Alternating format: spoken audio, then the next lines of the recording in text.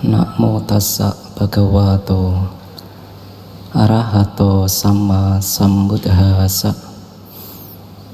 Namo tassa bhagavato arahato sama sambuddhassa.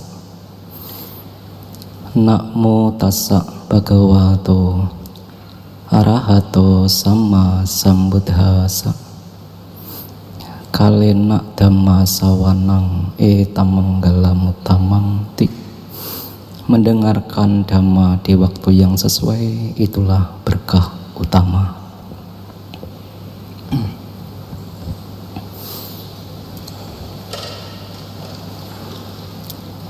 Pengurus Wihara Mahasampati yang terhormat, yang berbahagia, pemimpin puja, ibu bapak, saudara-saudara sedama, terpujilah Sang Bhagawa, Namo Buddhaya. Pada malam hari ini, ibu bapak datang ke Dhammasala, ke Wihara Mahasampati, karena didasari rasa bakti, keyakinan kepada Tiratana. Tanpa adanya rasa bakti, tanpa adanya keyakinan kepada Tiratana, sulit rasanya ibu bapak akan hadir pada malam hari ini. Ibu bapak telah mengorbankan waktu, mengorbankan tenaga istirahat, yang harusnya di rumah bisa dengan tenang, damai, senang bersama keluarga. Tapi bapak rela untuk duduk membaca parita, mendengarkan dhamma hingga kurang lebih 2 jam. Kalau tidak ada keyakinan, tidak ada rasa bakti kepada Tiratana, apakah mungkin semua ini terjadi? Wihara Mahasampati setiap tahun mengadakan sebulan pendalaman dhamma. Ibu bapak akan banyak mendengar orehan dhamma, penjelasan dhamma dari para bante mungkin. Tetapi ketika mendengarkan dhamma hampir 1 bulan ke depan, dari tanggal 21 sampai tanggal 21 Mei perkiraan, ibu bapak bisa belajar dari Upasaka Atula, perumah tangga Atula. Pada saat itu berumah tangga Atula ini memiliki pengikut 500 pengikut siswanya. Senang mendengarkan dhamma, tertarik untuk mendengarkan dhamma. Pada saat itulah 500 umat ini yang dipimpin oleh Atula mendatangi Bante Rewata. Ketika duduk di tempat yang sesuai, berumah tangga Atula dan ke-500 pengikutnya memohon kepada Bante Rewata untuk membabarkan dhamma. Tetapi diceritakan Bante Rewata begitu menyenangi kesendirian, sepi sunyi. Pada saat itulah Bante Rewata tidak mengajarkan dhamma, hanya diam. Ketika kejadian itu, maka berumah tangga Atula mengatakan kepada 500 pengikutnya, tidak ada yang bisa kita dengarkan di sini. Bante Rewata tidak mau membabarkan dhamma, kita pergi mencari bante yang lain. Ketika itu muncul, maka berumah tangga Atula itu berserta 500 pengikutnya mendatangi Bante Sariputta. Karena ketertarikannya, karena begitu sangat haus akan dhamma, berumah tangga Atula juga memohon kepada Bante Sariputta untuk membabarkan dhamma. Ketika berumah tangga Atula bertemu dengan Bante Sariputta, menceritakan bahwa Bante Rewata hanya diam karena tidak suka, ada rasa tidak suka, mencela. Bante Rewata, bagaimana mungkin, kami ini kan ingin mendengarkan dhamma, tapi Bante Rewata tidak mau membabarkan dhamma. Ketika Bante Sariputta mendengar keluh kesah dari rumah tangga Atula, Bante Sariputa pun membabarkan dhamma, diceritakan. Tetapi Bante Sariputa mendengar dan menyampaikan dhamma, mengerjakan dhamma itu panjang lebar, mungkin 1 jam, 2 jam. Sehingga rumah tangga Atula ini pun, bagaimana mungkin ini? Bante Sariputa membabarkan dhamma begitu sangat panjang. Rasanya tidak cocok kita berada di sini. Pergi lagi, Bu Bapak. Pergi lagi. Tidak cocok kita, ayo pergi. Ketika rasa keluh kesah yang sudah mendapatkan orian dhamma yang panjang itu, rumah tangga Atula 500 pengikutnya pergi juga. Yuk kita mencari Bante lain, mungkin ada yang cocok. Maka diceritakan rumah tangga Atula dan 500 itu pun mendatangi Bante Ananda. Kepada Bante Ananda pun menceritakan hal yang sama. Rumah tangga Atula bertemu dengan Bante Revata. Setelah itu karena ketidaksukaannya langsung menemui Bante Sariputa. Karena Bante Sariputa membabarkan dhamma yang begitu sangat panjang, rumah tangga Atula pun merasa tidak cocok, pergi ke Bante Ananda. Bante Ananda yang mendengar keluh kesah dari rumah tangga Atula akhirnya bersedia untuk membabarkan dhamma. Tetapi dengan mencari pengalaman yang baru tadi, Bante Revata tidak mau membabarkan dhamma. Bante Sariputa juga pun membabarkan dhamma tetapi panjang. Akhirnya Bante Ananda mengambil jalan tengah. Ya sudahlah, saya akan membabarkan yang seperlunya saja. Membabarkan dhamma tetapi singkat.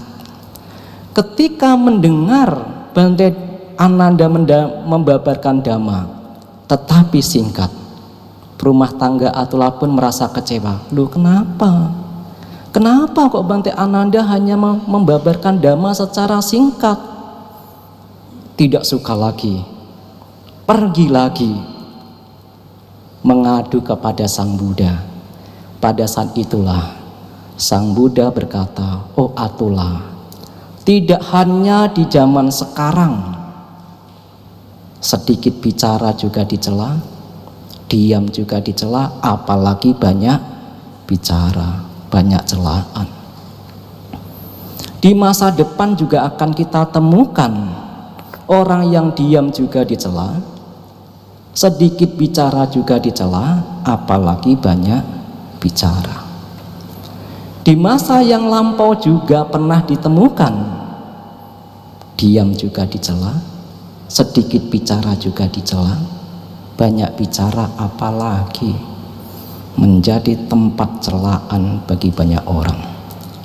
Akhirnya tidak ada ibu bapak yang pernah kita temukan di dalam kehidupan ini, baik kita sebagai manusia atau para arahanta yang hidupnya selalu dipuji, kadang juga dicela.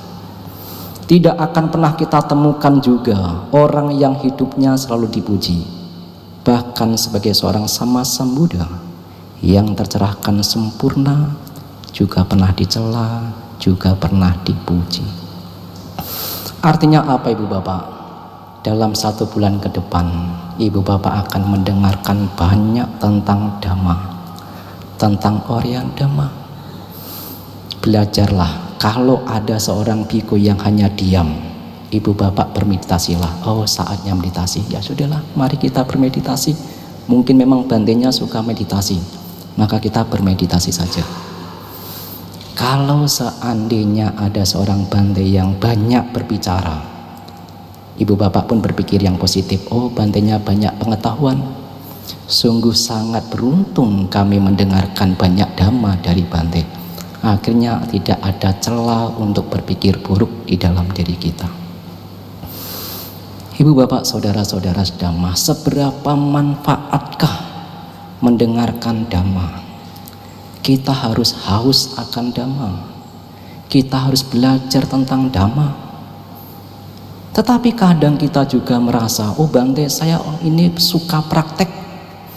Untuk apa belajar? Untuk apa berteori? Betul. Saya sangat setuju ibu bapak bahwa kita praktek itu paling penting. Tetapi kalau seandainya kita tidak punya pengetahuan yang cukup, lalu kita mau praktek seperti apa?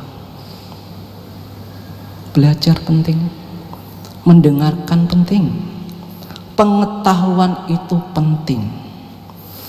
Kalau kita kurang pengetahuannya, tidak mau mendengar, yang penting praktek Bante. Yang penting duduk bermeditasi, tutup mata sudah, tidak mau dengar kanan kiri sudah. Lalu mau praktek seperti apa? Tetapi kalaupun seandainya kita pun banyak belajar, tidak mempraktekkannya, itu juga menjadi rintangan. Kita tidak akan pernah sampai. Kita mengetahui dengan benar, dengan jelas, tidak salah. Kalau ke arah Borobudur itu harus melewati Magelang misalnya. Tapi kita punya pengetahuan yang cukup, tapi kalau kita tidak jalan, apakah kita sampai ke Borobudur? Tidak. Artinya arah itu penting, pedoman itu penting, pengetahuan penting. Jauh lebih penting daripada orang yang tidak punya pengetahuan. Karena pengetahuan ini dekat dengan kebijaksanaan. Hanya mau praktek atau tidak. Lalu seberapa besar manfaat dari mendengarkan Dhamma?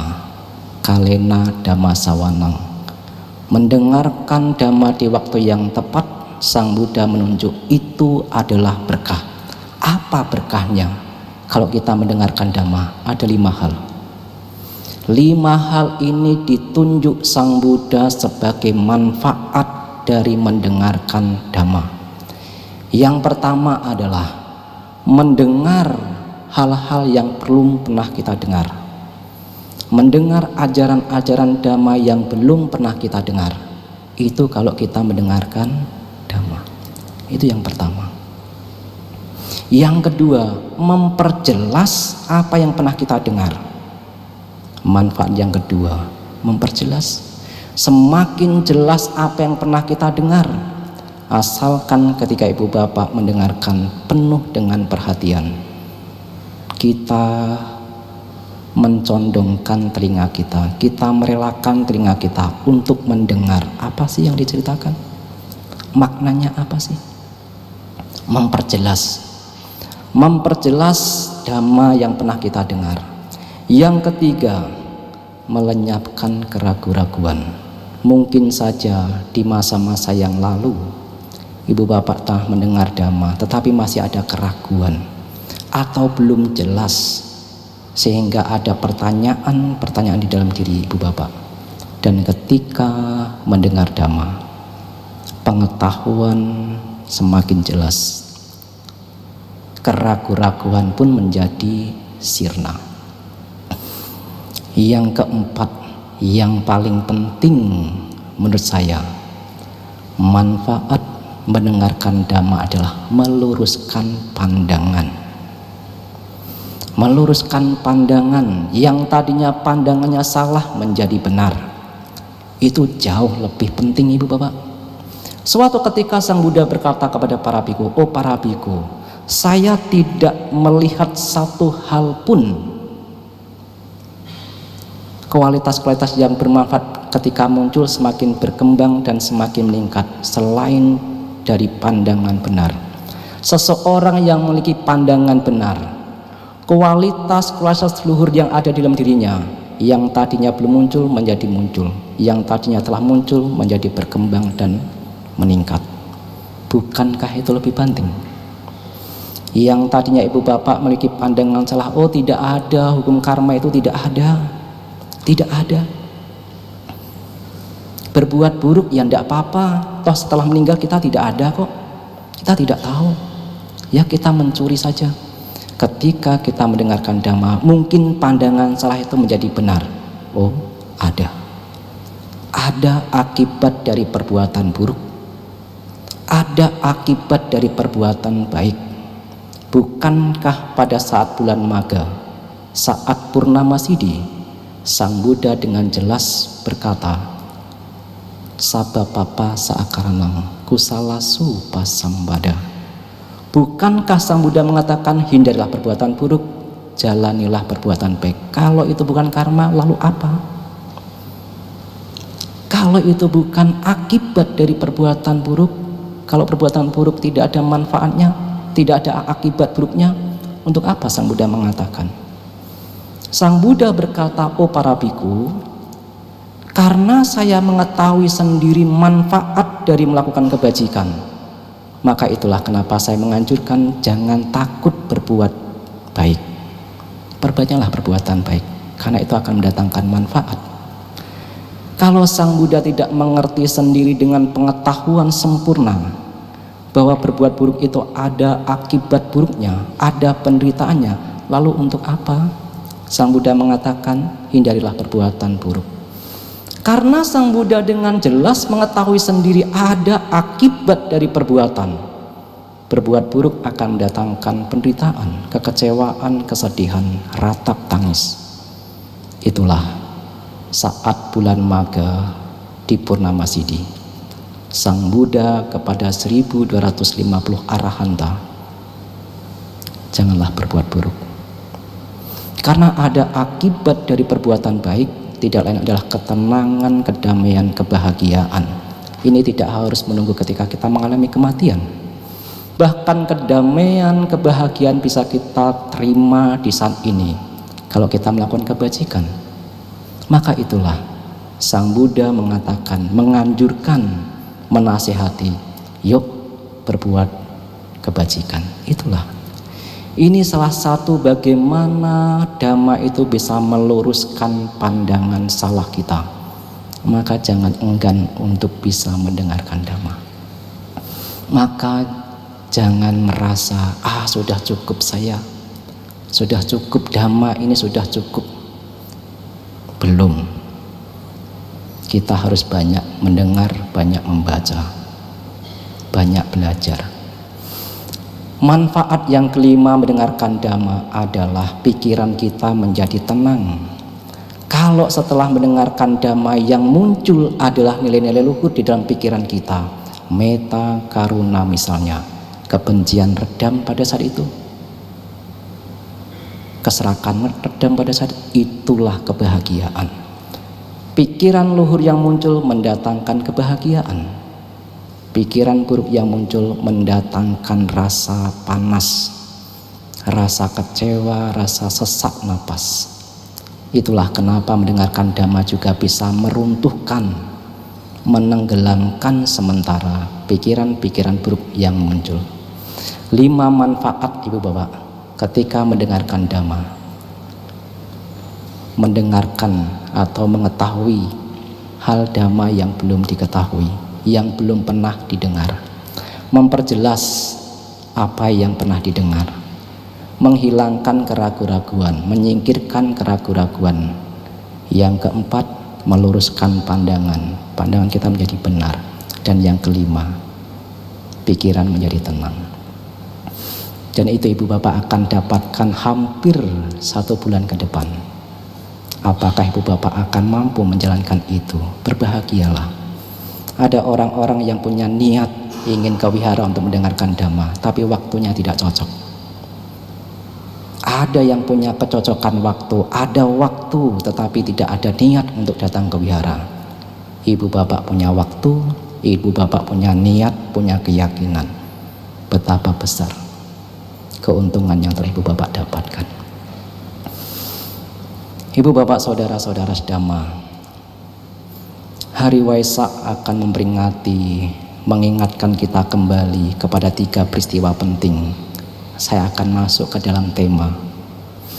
Tema yang ingin saya sampaikan adalah menelusuri jejak Sang Buddha dalam pencarian mulia. Siapa itu Buddha? Bagaimana beliau dalam mencapai kesempurnaan, menjadi manusia mulia, menjadi Arya? Mungkin dengan kita mengetahui hal-hal itu, keyakinan kita kepada Tiratana semakin berkembang, semakin meningkat ketika kita mengetahui Sang Buddha itu siapa. Tentu apa yang akan saya sampaikan tidak lengkap karena keterbatasan pengetahuan saya. Lalu di manakah yang lengkap? Di Tipitaka.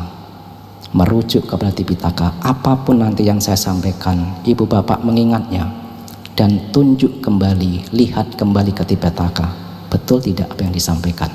Itulah cara kita untuk mendengarkan Dhamma, agar kita semakin mantap, agar semakin yakin terhadap ajaran Sang Buddha.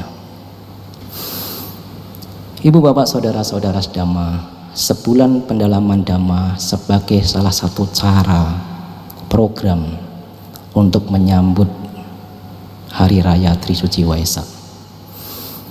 Bulan Waisak saat Purnama Sidhi itulah terjadi 3 peristiwa yang begitu sangat agung, penting dan agung. Bulannya sama saat Purnama Sidhi, tapi tahunnya berbeda. Yang pertama adalah kelahiran dari Bodhisatta Siddhartha Gautama. Yang kedua adalah pencapaian kesempurnaan Petapa Gautama atau menjadi Sama Sambuddha. Mencapai pencerahan sempurna dengan usaha sendiri, tanpa bantuan makhluk lain, dengan penuh kebijaksanaan, dengan penuh kecerdasan. Dan yang ketiga, wafatnya Sang Buddha atau Parinibbana. 3 peristiwa ini terjadi pada bulan dan waktu yang sama, bulan Waisak saat Purnama Sidhi. Maka itulah, dalam 3 hari ke depan saya akan mencoba menyampaikan tentang 3 peristiwa yang diawali dari kelahiran Pangeran Siddhartha. Ibu bapak saudara-saudara Dhamma, Pangeran Siddhartha lahir begitu sangat istimewa. Istimewa karena memiliki kebajikan yang begitu sangat besar. Karena memiliki kebajikan yang begitu sangat besar itulah kelahirannya berbeda dengan kita. Ibu bapak yang sekian banyak ini juga berbeda-beda ketika lahir di dunia. Ada yang sulit, ada yang mudah. Semua tergantung dari karma masing-masing. Begitu juga Pangeran Siddhartha lahir dengan cara yang berbeda. Diawali ketika Ratu Mahamaya saat bulan Asada diceritakan. Di pagi hari ketika memohon 8 sila kepada gurunya bernama Asita, Petapa Asita. Jadi bahkan 8 sila ini sudah dipraktekkan sebelum munculnya Sama Sambuddha. Begitu juga ibu bapak akan mempraktikkan 8 sila sebagai salah satu cara untuk meningkatkan nilai-nilai spiritual sebagai berumah tangga.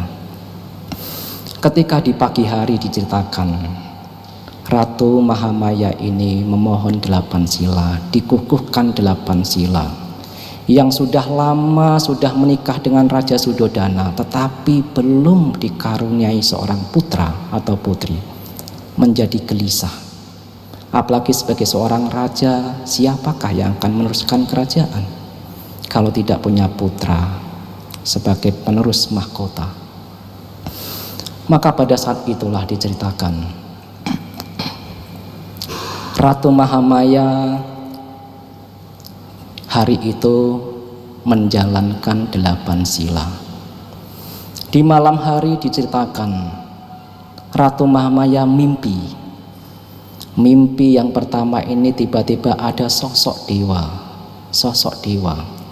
Dewa ini membawa Ratu Mahamaya dimandikan, dibawa ke sungai Anotata, dimandikan oleh para dewa, dimandikan dengan air yang harum, dikasih pakaian surgawi, dan ketika itu kembali.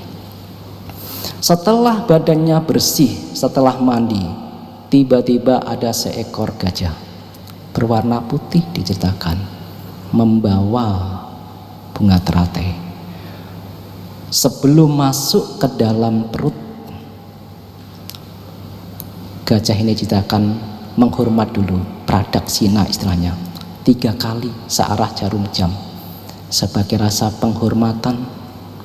Setelah 3 kali itulah masuk ke dalam perut. Dan ketika Ratu Mahamaya terjaga dari tidurnya, mimpi itu diingat dan diceritakan kepada Raja Sudodana. Raja Suddhodana tidak mampu menerjemahkan apa arti dari mimpi tersebut, sehingga mengundang para brahmana yang terkemuka yang mampu membaca tanda-tanda mimpi. Ibu bapak jangan meminta kepada para biku, Bante saya mimpi ini apa ya maksudnya. Tidak semua para Bante mampu menjelaskan, dan itu memperbahayakan. Bante ini saya mimpi malam-malam seperti ini, maknanya apa? Diceritakan ibu bapak, mimpi itu ada 4 hal. Kenapa kita mimpi? Ada penjelasan, ada dijelaskan di dalam kitab ulasan. Yang pertama adalah kondisi tubuh, atau apa yang sering dipikirkan, apa yang sering dilakukan, itu bisa terbawa sampai mimpi. Suatu misal ada panitia, besok ini ada pengecoran Buddha Rupang, karena itu yang dipikirkan, karena yang diucapkan, malam-malam bisa mimpi. Aduh, kok malam-malam saya mimpi, kirain pengecoran Buddha Rupang sudah selesai, tiba-tiba terbangun, masih malam. Apa yang dipikirkan, apa yang diucapkan, apa yang dilakukan, itu bisa terbawa mimpi. Kebiasaan, ini yang pertama. Yang kedua, kondisi tubuh yang lagi tidak fit, mungkin karena ada sakit, itu juga bisa terbawa mimpi. Atau yang ketiga, ada dijelaskan mimpi karena pemberian dewa. Tetapi ada kisah di Sri Lanka atau di Myanmar, saya agak lupa. Pemberian dewa ini bisa benar juga bisa salah. Nah, nanti kalau saya cerita tentang dewa yang memberi mimpi, waktunya habis. Yang keempat, karena memang ada tanda, ada makna, seperti Ratu Mahamaya yang mimpi bahwa ada gajah berwarna putih membawa bunga teratai masuk ke dalam perut, dan diterjemahkan, tidak apa-apa Baginda Raja, Ratu akan mengandung, Ratu akan memiliki seorang putra yang kelak kalau menjadi seorang berumah tangga akan menjadi raja Cakrawati, memimpin dunia dengan dhamma, bukan dengan kekerasan. Tetapi kalau seandainya meninggalkan kehidupan sebagai berumah tangga, juga akan menjadi raja dhamma, membambarkan dhamma, memutar dhamma, menjadi sama Sang Buddha. Raja Suddhodana yang mendengar itu ibu bapak begitu sangat bahagia, apalagi putra sudah diharapkan hadir di tengah-tengah keluarga. Keistimewaan ketika Bodhisatta berada di dalam kandungan Ratu Mahamaya, pada saat itulah rumah ini sudah dijaga oleh Dewa Catumarajika. Para dewa ini sudah menjaga pintu-pintu rumah istana dari Ratu Mahamaya. Tujuannya agar makhluk-makhluk yang buruk ini, yaka misalnya, meninggalkan. Agar mungkin Ratu Mahamaya tidak melihat penampakan-penampakan yang menyeramkan. Agar mungkin Ratu Mahamaya tidak mendengar suara-suara yang mengerikan. Itulah hampir di segala penjuru. Di istana itu dijaga oleh 4 dewa Catumarajika. Kenapa? Karena punya istimewa ibu bapak, berbeda dengan kita. Mungkin kalau kita lahir tidak ada yang menjaga, apalagi dewa pergi jauh-jauh. Nah ini kan Bodhisatta. Bodhisatta karena sudah begitu sangat kesempurnaan paraminya, sehingga para dewa pun dijaga. Dan setelah 10 bulan lengkap diceritakan, Pangeran Bodhisatta ini lahir di dunia. Lahirnya pun berbeda diceritakan di dalam Tipitaka, kitab pengulas. Pertama kali yang menerima ketika pangeran ini lahir adalah Brahma. Brahma dengan jaring emasnya menerima pertama kali anak ini lahir.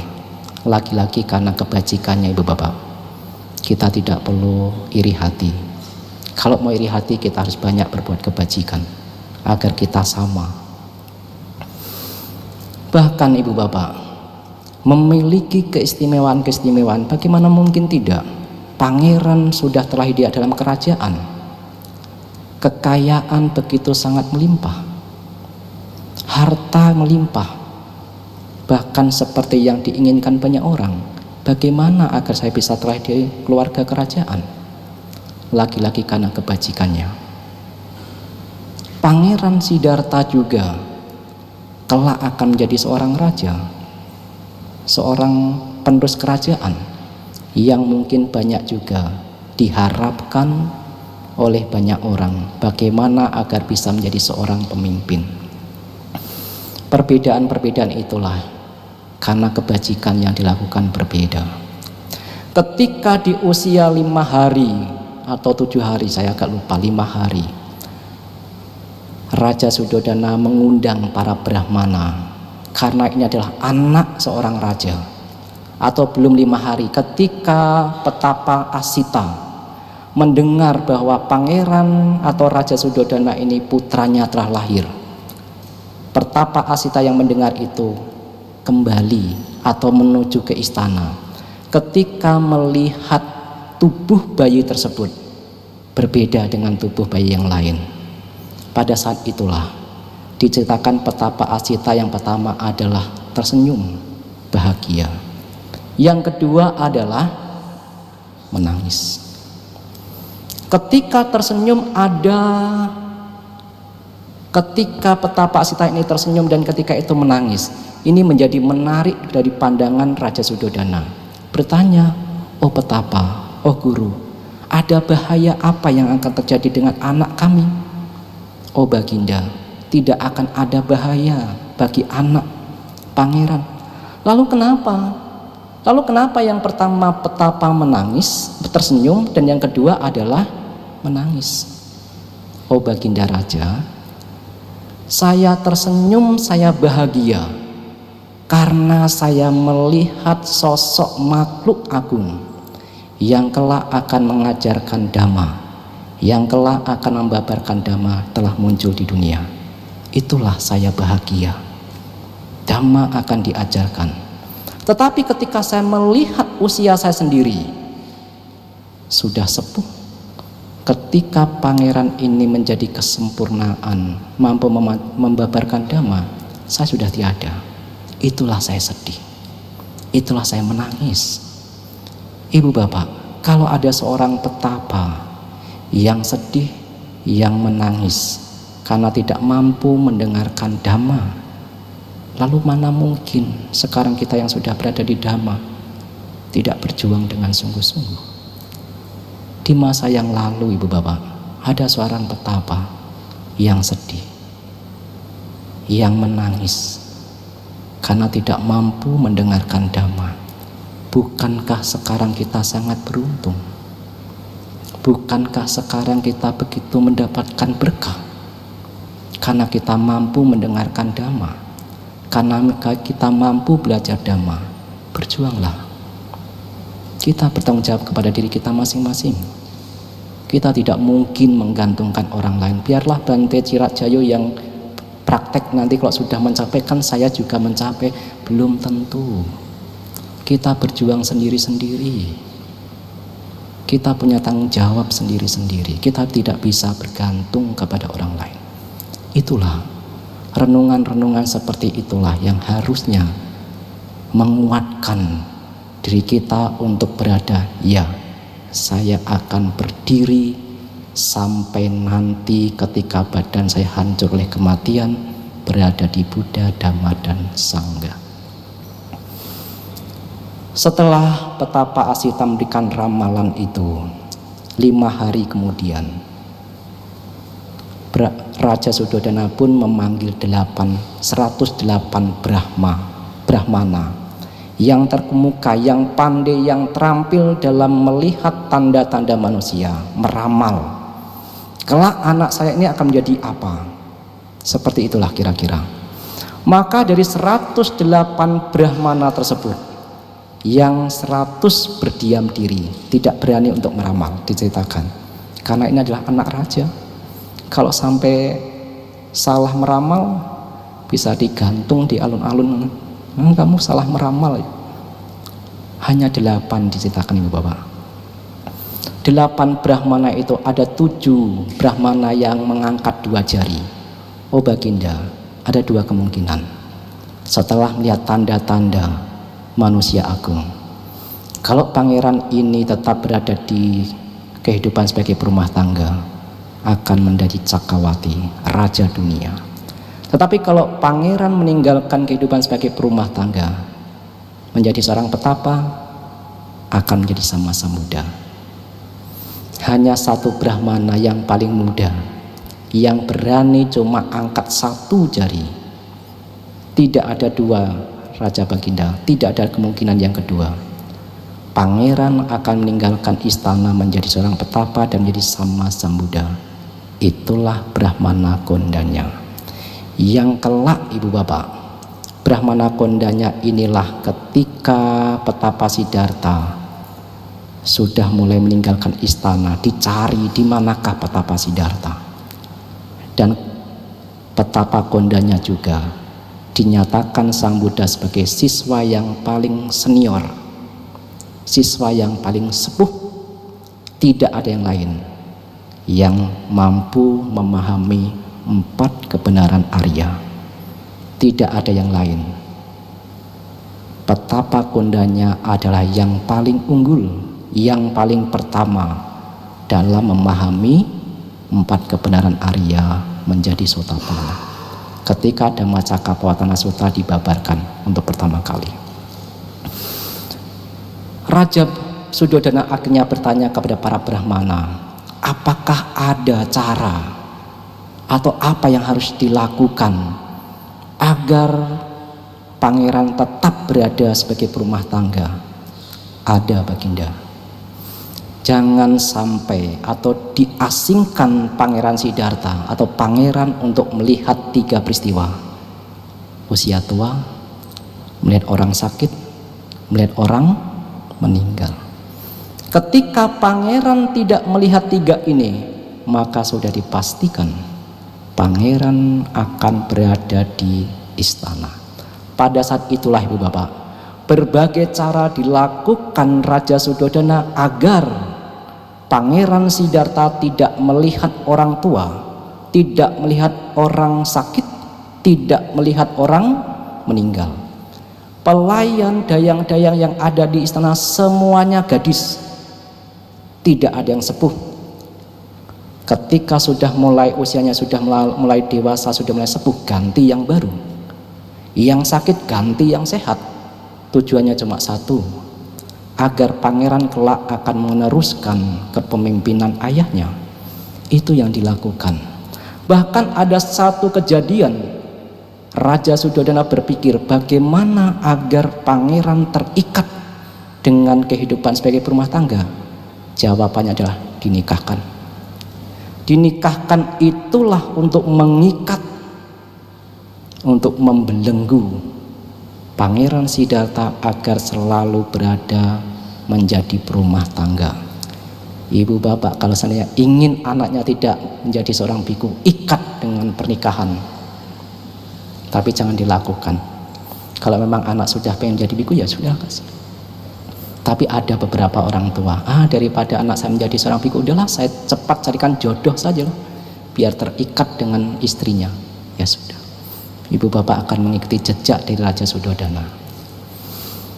Maka itulah ketika pernikahannya dengan Putri Yasodhara, diceritakan Putri Yasodhara ini juga di banyak kelahiran di masa yang lampau, menjadi pasangan hidup, menjadi suami istri. Sehingga itulah ketika melihat untuk pertama kalinya ada rasa senang, ada rasa bahagia, ini cocok menjadi pasangan hidup saya.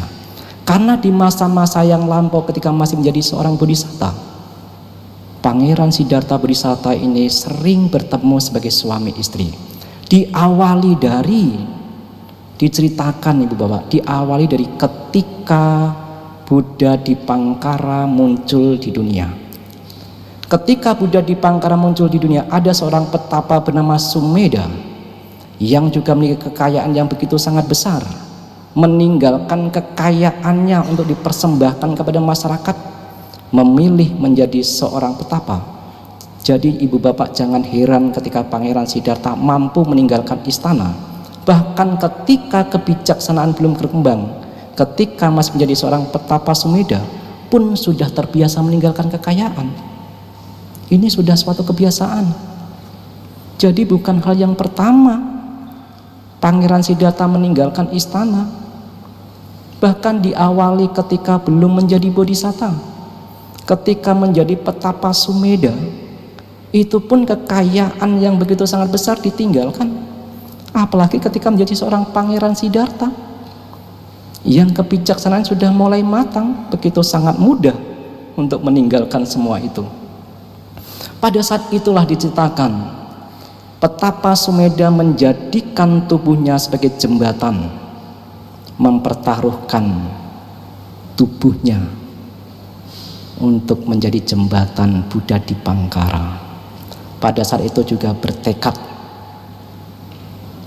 ia tidak ingin menjadi arahanta di kehidupan saat itu juga, tetapi bagaimana ia bertekad beraditana untuk menjadi sama Sambuddha di masa depan, agar bisa membantu semua makhluk terbebas dari penderitaan.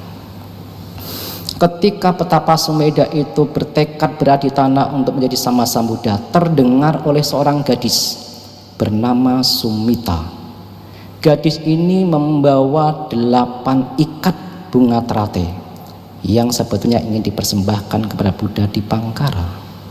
Ketika melihat petapa Sumedha bertekad menjadi seorang sama Sambuddha dan tidak membawa persembahan untuk diberikan kepada Buddha Dipangkara, 8 ikat bunga terate itu dicetakkan, yang 5 dipersembahkan kepada petapa Sumedha untuk diberikan kepada Buddha Dipangkara. Sedangkan yang 3 ikat dipegang sendiri oleh gadis bernama Sumita untuk dipersembahkan kepada Buddha Dipangkara. Pada saat itulah gadis bernama Sumedha ini bertekad juga di dalam dirinya, semoga di banyak kelahiran saya menjadi pasangan hidup petapa ini untuk membantu dalam menyempurnakan parami.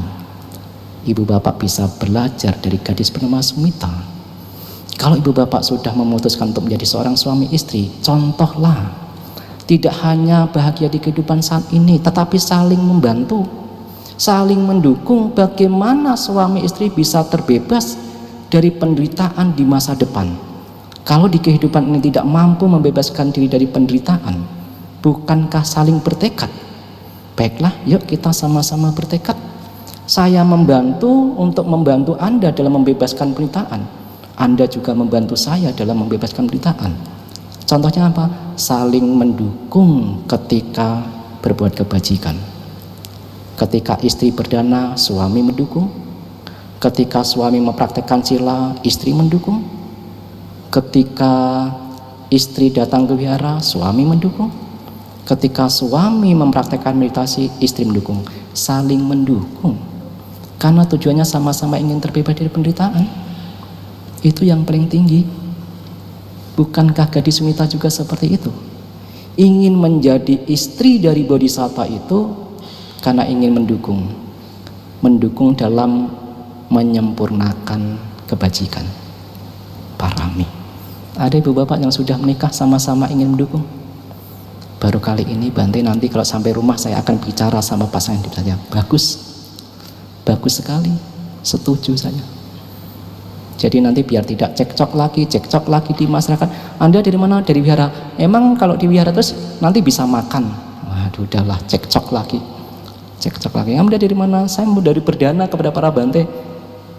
Bante diurusin terus ya, saya tidak pernah diurusin. Cekcok lagi. Tapi kalau sama-sama membantu dalam kebajikan, mungkin saja cekcok itu sudah mulai sedikit terkurangi. Itulah ibu bapak saudara-saudara sedama. Ketika Pangeran Siddhartha menunjuk putri Yasodhara sebagai permaisuri, sebagai istri, bahkan di banyak kelahiran yang lampau telah sering bertemu. Dan itulah ketika pertama kali melihat putri Yasodhara dengan mantap, Pangeran Siddhartha, ia akan menjadi pasangan hidup saya. Setelah berjuang sebagai seorang perumah tangga, diceritakan ketika usia 16 tahun, masih sangat relatif muda, tetapi karena Raja Suddhodana ingin mengikat agar Pangeran Siddhartha terikat dengan kehidupan walaupun masih muda, dinikahkan. Ketika di usia 29 tahun diceritakan ibu bapak, pada saat itulah Pangeran Siddhartha ingin jalan-jalan keluar dari istana. Jadi hampir di usia sampai 29 tahun Pangeran Siddhartha selalu berada di istana. 3 istana dipersembahkan Raja Suddhodana kepada Pangeran Siddhartha. Istana musim dingin, istana musim hujan, dan istana musim panas. Ketika musim dingin tiba, Pangeran Siddhartha akan berada 4 bulan di istana musim dingin. Seperti itulah agar kehidupannya menjadi nyaman. Tetapi di usia 29 tahun Pangeran Siddhartha keluar dari istana, ingin melihat, ingin jalan-jalan, bosan kalau di dalam istana. Pada saat itulah Raja Suddhodana memerintahkan semua jalan diperbaiki, singkirkan orang-orang yang usianya sudah sepuh, jangan sampai berada di jalan. Jalan-jalan desa dihias yang menarik. Maka ketika itu Pangeran Siddhartha diizinkan dengan ditemani oleh Cana, kusirnya. Ketika berjalan, tiba-tiba ada orang tua yang renta, yang belum pernah ditemui di dalam istana. Karena menarik dari pandangan Pangeran Siddhartha, belum pernah dilihat, bertanya kepada Cana, "Oh Cana, apakah itu? Makhluk apa itu? Siapa itu? Berbeda dengan kita." "Oh, itu orang tua, Pangeran." "Apa itu orang tua?" "Orang tua adalah rambutnya sudah memutih, kulitnya sudah keriput, giginya sudah tanggal, penglihatannya tidak sebaik ketika masih muda, pendengarannya juga tidak baik, berjalan terhuyun-huyun menggunakan tongkat." "Oh, begitu sangat menderita. Apakah saya juga bisa mengalami usia tua?" "Cana, siapapun Pangeran, siapapun yang telah lahir tidak akan terbebas dari usia tua." Saat itulah Pangeran Siddhartha merenung ke dalam.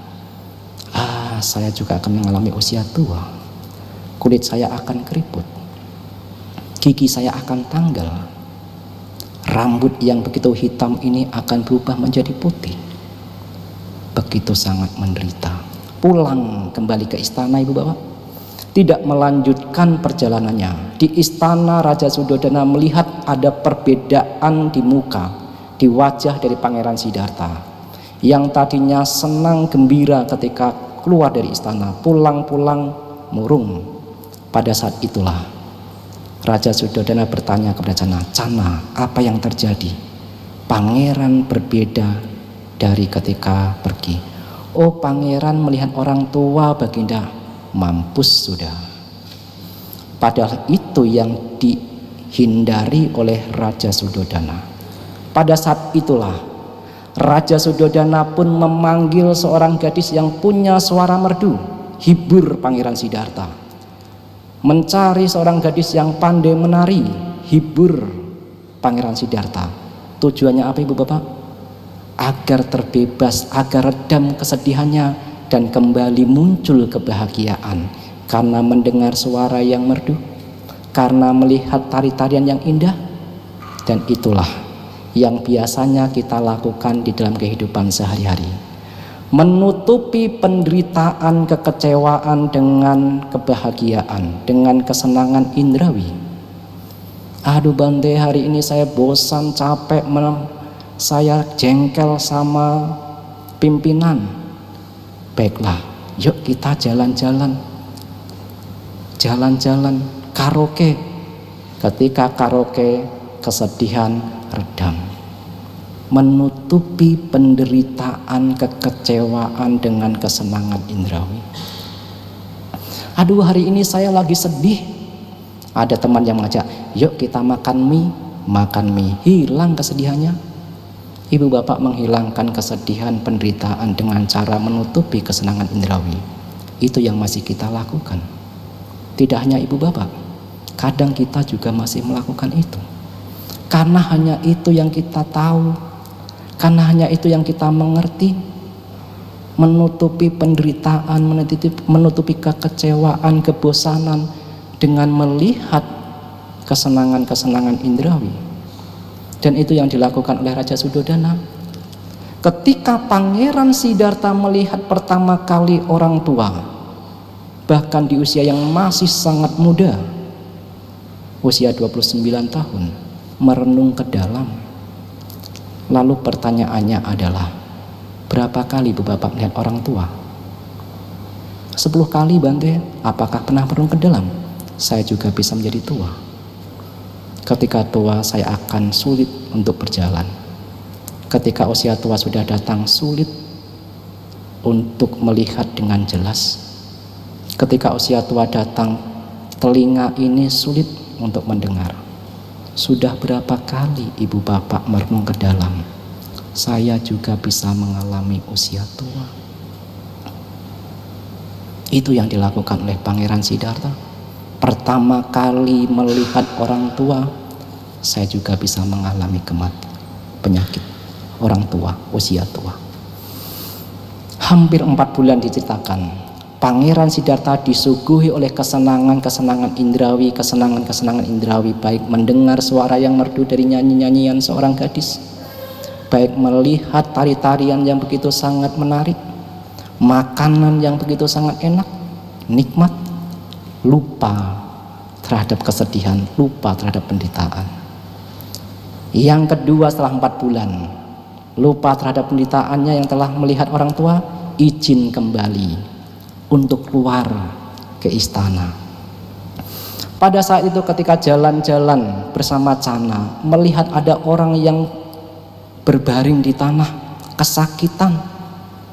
Karena belum pernah melihat di istana itu orang guling-guling begitu sangat menderita sakit, Pangeran Siddhartha bertanya kepada Cana, "Oh Cana, apakah orang itu? Kenapa?" "Itu orang sakit, Pangeran." "Apa itu orang sakit?" "Jangan disentuh, Pangeran. Nanti Pangeran bisa tertular. Dia kesakitan." "Apakah saya ini juga bisa sakit, Cana?" "Siapapun, Pangeran. Siapapun yang telah lahir menjadi manusia tidak akan terbebas dari penyakit." Orang-orang bijaksana menyebutkan jasmani ini sarangnya penyakit. Penyakit yang paling ringan sampai yang terparah ada di tubuh kita. Makan kebanyakan sambal bisa sakit perut, bolak-balik ke toilet, itu yang masih ringan. Tidur kedinginan juga sakit flu, itu yang masih ringan. Belum nanti kalau sudah berbaring di ranjang, makan harus menggunakan selang, pindah tempat harus dibopong, dipanggul,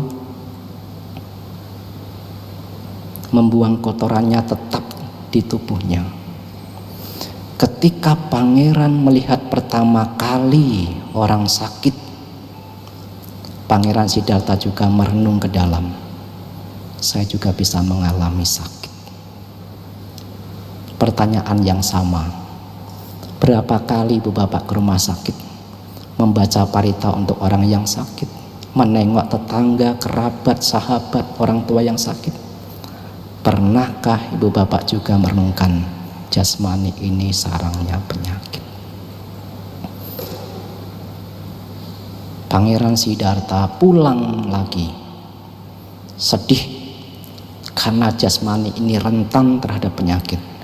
Raja Suddhodana yang melihat itu melakukan hal yang sama. Kesedihan Pangeran Siddhartha ditutupi dengan kesenangan indrawi. Panggil seorang penyanyi yang suaranya merdu, panggil seorang gadis yang bisa menari begitu sangat menarik, panggil. 4 bulan hilang lagi penderitaannya. Yang ketiga, kembali lagi keluar istana. Dan pada saat itulah puncaknya, Pangeran Siddhartha melihat orang mati. Ketika di jalan, Pangeran Siddhartha melihat ada orang yang menangis sedih, sedangkan di depannya ada 4 orang yang memanggul, yang di atasnya seolah-olah tidak bergerak, kaku. Pangeran Siddhartha bertanya, "Apa itu Cana? Kenapa orang-orang itu menangis?" Oh, itu orang meninggal. Apa itu orang meninggal? Orang meninggal adalah sudah putus kehidupannya, sudah tidak bisa melanjutkan kehidupan. Apakah saya juga akan mengalami kematian? Siapapun, kita tidak akan terbebas dari kematian, Ibu Bapak. Sang Buddha menunjukkan kematian itu pasti, kehidupan itu tidak pasti. Pada saat itulah perenungan pemikiran Pangeran Siddhartha melihat usia tua, penyakit dan kematian.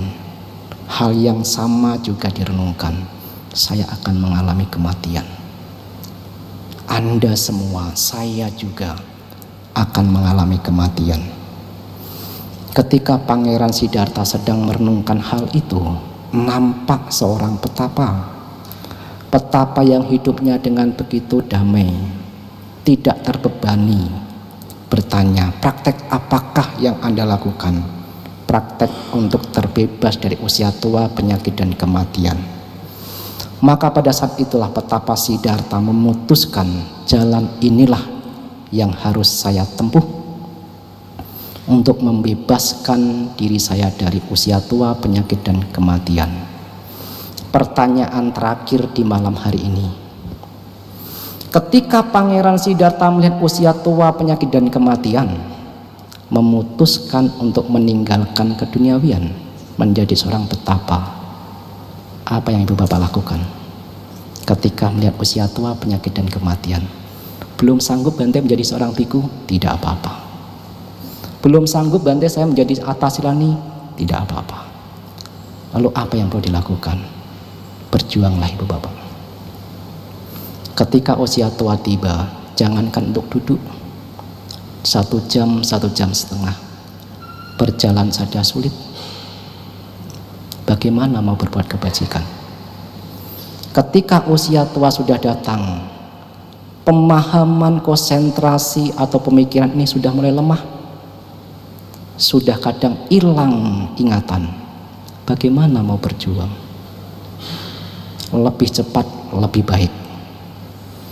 Ketika yang berumah tangga, kalau ingin mencapai kesetaraan di usia muda adalah waktunya. Jangan berpikir nanti kalau sudah usia tua saya baru berjuang, Bante, telat.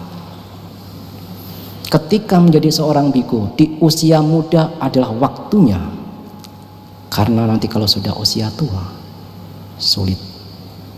Indria-indria sudah mulai melemah, pendengaran melemah, penglihatan menengah. Apalagi ketika sakit. Sakit ini kita akan disibukkan oleh cara bagaimana agar bisa sembuh. Sulit untuk bisa praktek dhamma. Aduh, saya ini lagi sakit, baiklah yuk ke wihara kita meditasi. Sulit Ibu Bapak. Sulit. Kenapa sulit? Karena saya juga pernah sakit toh. Ketika sakit itu yang ada adalah ketakutan di dalam diri ini. Saya bisa sembuh tidak? Ketika sakit mulai datang, berpikir ini pun disibukkan dengan obat apa yang harus saya minum. Ketika sakit sudah muncul, bagaimana agar saya tidak merepotkan yang lain? Pikiran ini sudah disibukkan bagaimana agar bisa sembuh. Obat apa yang bisa diminum? Berpikir anicca, anicca, sulit. Kalau tidak terampil, ingat kepada kebajikan-kebajikan, sulit. Apalagi ketika kematian sudah tiba. Ketika jasmani kita hancur oleh kematian, Sang Buddha menyebut masa depan hanya disokong oleh jasa kebajikan yang kita lakukan. Kamayoni, lahir sesuai dengan karma masing-masing. Ibu bapak lahir di Medan karena memang karmanya di Medan. Ada yang lahir di Jepara karena memang karmanya di Jepara. Ketika kita memahami hukum karma, kita menjadi orang yang paling siap menghadapi perbedaan di masyarakat. Kenapa saya berbeda dengan dia? Tidak ada pertanyaan seperti itu, karena semua berawal dari apa yang dilakukan. Menyalahkan ibu, menyalahkan ayah tidak ada, karena Kammadayada, Kammayoni. Kita adalah pemilik perbuatan kita masing-masing. Apa yang ibu bapak lakukan pada malam hari ini, pikiran bajik, ucapan bajik, perilaku jasmani bajik, akan menjadi milik ibu bapak sendiri. Bagaimana mungkin bisa diberikan kepada yang lain? Ketika kita sudah memiliki ucapan baik, perilaku jasmani baik, pikiran bajik, kita pun mewarisinya, kammadayada, dalam bentuk kedamaian, kebahagiaan. Itu warisannya. Dan ketika kita meninggal, batin kita damai, batin kita bahagia karena melihat kebajikan-kebajikan yang kita lakukan. Itulah menuntun ke alam yang bahagia. Kammasaka, kammadayada, kammayoni. Lahir sesuai karma masing-masing. Maka sebelum usia tua tiba, sebelum kematian tiba, kalaupun saatnya kita tidak atau belum mampu menjadi seorang petapa, pikiran bajik dilakukan, ucapan bajik dilakukan, perilaku jasmani bajik dikembangkan sebagai salah satu cara untuk menghadapi kematian, sehingga di masa depan akan terlahir di alam bahagia. Ini malam hari sudah cukup, sudah 20.41. Kita lanjutkan besok malam. Besok malam saya akan membahas bagaimana petapa Siddhartha berjuang hingga akhirnya mencapai kesempurnaan, menjadi Samasa Buddha. Terima kasih.